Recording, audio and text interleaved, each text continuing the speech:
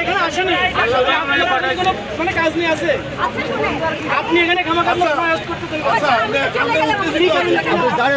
আমি ওই যে আসার সময় দেখলাম গুলশান মোড়ের এখান থেকে কিছু জীবিত ছাগল গাড়িতে উঠানো হচ্ছে, এইটুকুই আমি দেখছি। তারপরে কি হইলো? তারপরে এই যে আমি ট্রাফিক পুলিশকে বললাম, উনি বললো যে এটা ওনারা কিছু করতে পারবে না, থানায় অভিযোগ দিতে। আমি ইনস্ট্যান্টলি ভাবতেছি গাড়িটা ধরতে হবে, সেই হিসাবে আমি থানায় কল দিচ্ছি। কল দেওয়ার পরে ওনারা রেসপন্স করা নাই। ওনারা বলছে আগে আমাকে থানায় যেতে হবে, অভিযোগ জানাইতে হবে, তারপরে ওরা এখানে আসবে। তো গাড়ি যখন এখানে এসে দাঁড়াইছে, আমি আসছি গাড়ির পিছিয়ে পিছিয়ে আসছি, যে আমি চেষ্টা করতেছি ওদেরকে যদি আনা যায় থানা থেকে। তখন দেখলাম যে গাড়ি অলরেডি দাঁড়াই আছে, পুলিশও এখানে চলে আসছে।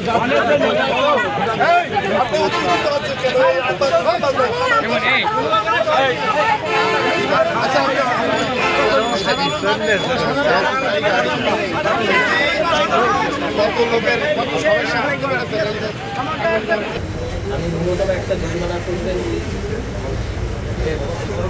সাইটগুলো আগে প্রথমবার এটা বার্গেন করে প্রত্যেকবার পঞ্চাশ করেছে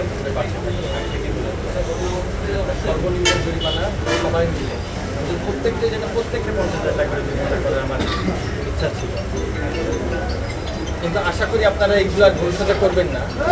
এই অপরাধগুলোর জন্য কেবলমাত্র সবগুলো আমি অন্যটা মিলাম না। কেবলমাত্র ছাগল, জীবিত ছাগল আপনি বাসে করে পরিবহন করতেছেন, আপনাকে 4 জনকে একসঙ্গে 50,000 টাকা জরিমানা করা হবে। আপনি আরবার কোনো কথা বলবেন, আপনি আরবার কথা বলবেন, আমি কিন্তু আমার সম্পর্কে যতদূর জানেন হয়তোবা আমি এটার সাথে দিনে 1 লাখ করবো, তারপর না আমি জেলে পাঠাবো। জরিমানার টাকা দিয়ে চলে যান, আর একটা মুচলেখা নেওয়া হবে আপনাদের। ভবিষ্যতে জরিমানা দেওয়া সহ একটা মুচলেখা দিয়ে যাবে। ভবিষ্যতে যদি অত্র এলাকায় যদি এই জাতীয় কোনো হয়, তাহলে আগে থেকে আমি বলে রাখলাম না, জেল ছাড়া আর দণ্ড যে কি কয় লাখ টাকা হবে এটা আর বললাম না।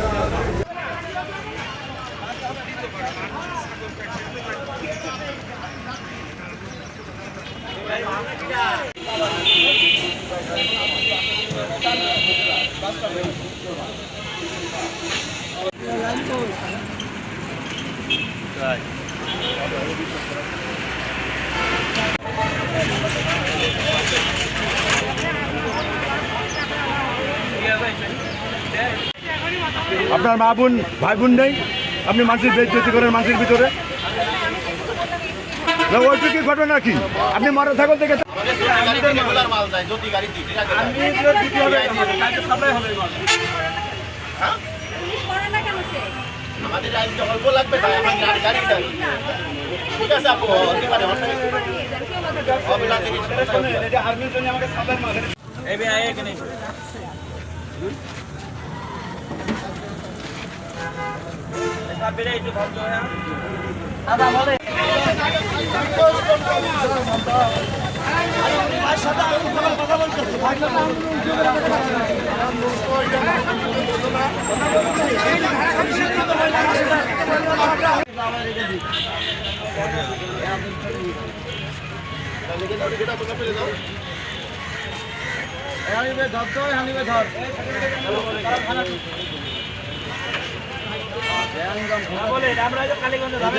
প্রথম যাচ্ছে না, এটা আজকে 4 বছর ধরে যাচ্ছে। আমি আসতে পারবো প্রতিদিনে যাই আমাদের গাড়ি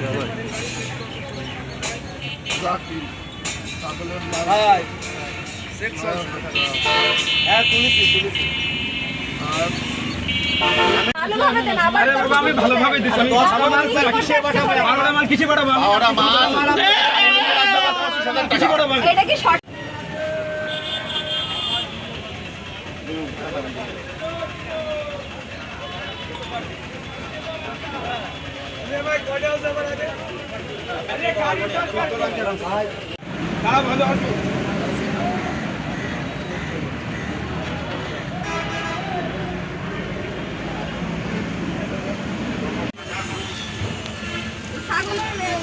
জীবনের উপরে কোনো ইয়ে নাই, খালি মানুষই বাঁচবে, আর কোনো প্রাণী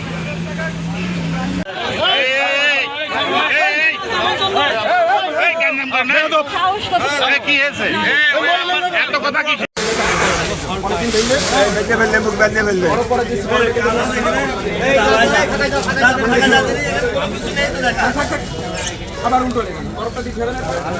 বরফ দিয়ে বরফ ফেলা